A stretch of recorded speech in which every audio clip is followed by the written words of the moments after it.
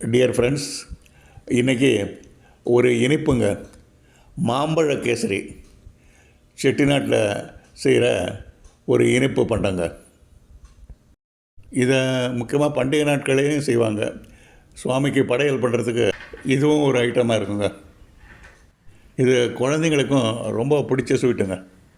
இதை மாம்பழ சீசனில் தான் அடிக்கடி செய்வாங்க. இதனுடைய சமையல் முறையை பார்க்கலாங்க. இதுக்கு சேலத்து நீலம் மாம்பழங்க. மார்க்கெட்டில் இந்த மாம்பழம் தான் கிடச்சிது. மாம்பழத்தை நல்லா கழுவிட்டுங்க, இந்த தோலெல்லாம் சீவிக்கலாங்க.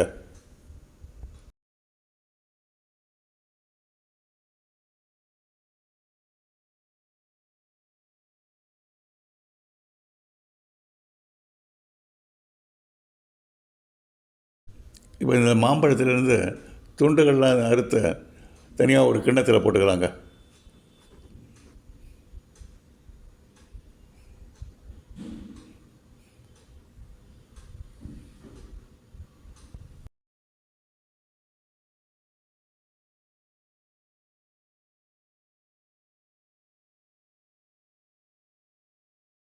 இந்த மாம்பழ துண்டுகளெல்லாம் இந்த மிக்ஸி ஜாரில் போட்டுக்கலாங்க.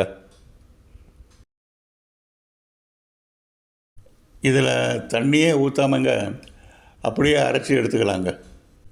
இது இப்படியே இருக்கட்டுங்க. அடுத்துங்க ஒரு கடாய் ஒன்று எடுத்து அடுப்பில் போட்டுக்கலாங்க. மீடியம் ஹீட்லேயே வச்சுக்கலாங்க. கடாய் நல்லா காஞ்ச உடனேங்க நெய் ஒரு 3 ஸ்பூன் ஊற்றிக்கலாங்க. அதில் நெய் நல்லா காஞ்ச உடனேங்க 4 ஸ்பூனு உலர்ந்த திராட்சை போட்டுக்கலாங்க. அதில் அது நல்லா வறுபட்டுங்க. உப்பிட்டு வர்ற சமயத்தில் 4 ஸ்பூனு முந்திரி பருப்பு போட்டுக்கலாங்க. அதையும் சேர்த்து வறுத்து எடுத்துடலாங்க. முந்திரி பருப்பு முதல்ல திராட்சையோட போட்டோம்னா இது சீக்கிரம் கருகி போயிடுங்க. அதனால் கொஞ்சம் லேட்டாகவே சேர்த்துக்கலாங்க. அதை இதை எடுத்து தனியாக வச்சுக்கலாங்க. இப்போ கடாயில் முந்திரி திராட்சை வறுத்தது போக மீதி நெய் இருக்குங்க. அந்த நெய்யில் ஒரு 3/4 கப்பு ரவா போட்டு வறுத்துக்கலாங்க. இது கொஞ்சம் சிம்மிலே வச்சுக்கலாங்க ஹீட்டு. இந்த ரவாவில் லேசான சூட்டில் வறுத்த உடனே நம்ம எடுத்துக்கிட்ட ரவா அளவை விட 3 மடங்கு தண்ணி ஊற்றிக்கலாங்க. அது 3/4 கப்பு தண்ணி ஊற்றிக்கலாங்க. 2 3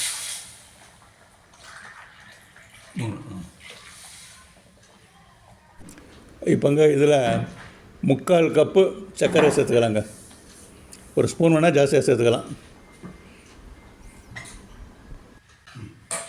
நல்லா கலந்து விட்டுக்கலாங்க. சூடாக இந்த சர்க்கரை பாகெல்லாம் நல்லா ரவாவில் நல்லா கலந்துங்க. இப்போ இதுக்கு தேவையான நெய்ங்க 1/4 கப்பு. ஆனால் அதை ஒரேடியாக சேர்த்துக்காமல் ஒரு 2 ஸ்பூனாக சேர்த்துக்கலாங்க, கொஞ்சம் கொஞ்சமாக.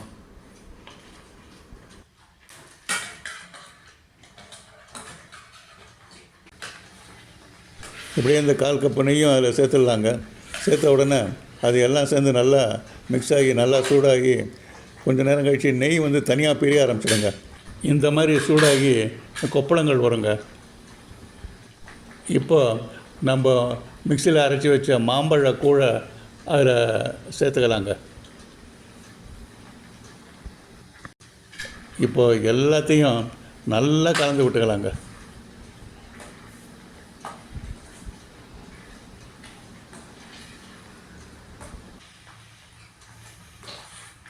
கேசரியுடைய கலரே மாறி போச்சுங்க. நல்லா கலந்த அப்புறம் மாம்பழத்துடைய நேச்சுரல் கலரே வந்துருச்சுங்க. மாம்பழம் ஒரு 2 நிமிஷம் வேகட்டுங்க. நம்ம கலந்து விட்டுட்டே இருக்கலாம்.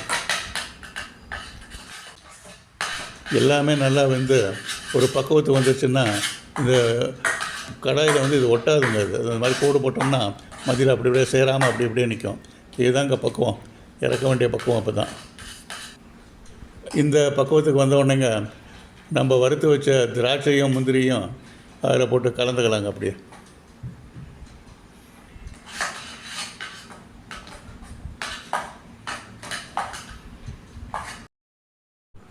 அவ்வளோதாங்க.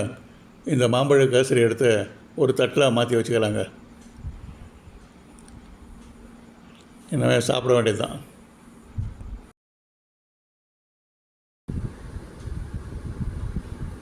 நீங்களும் இதை செய்து பாருங்கள். ரொம்ப சுலபந்தான் செய்கிறது.